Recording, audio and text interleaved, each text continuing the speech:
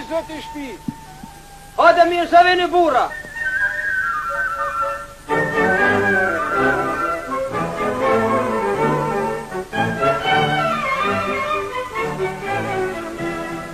O, mirë se të gjeta. Mirë se na erdhët. Mirë se gjeta. Mirë se na erdhët. Mirë se na erdhët. Mirë se gjetëm. Mirë se na erdhët.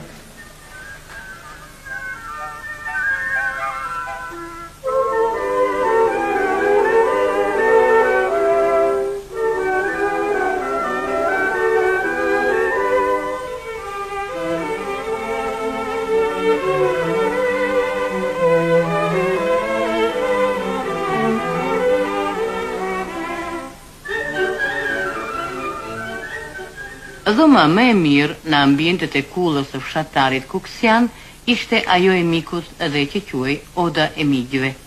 Kjo ishte gjithmonë më e pajisura.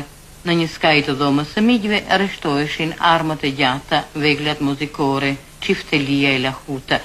Dhoma e migjve shtrohej me një hastër të punuar prej kashte thekri, mbi të cilën vendosej plafi i lesht ose cerga prej leshi dhe qylymat si gjadet dhe jastëkët punuar bukur. Mikut i takonte ana e djathtë e Oxhakut, e majta të zotit të shtëpisë. Oda e migjve shërbente si mjedis për pritjen dhe për sjelljen e migjve, qofshin këta të vetmuar ose të grupuar në rast e gëzimi dhe hidhërimi.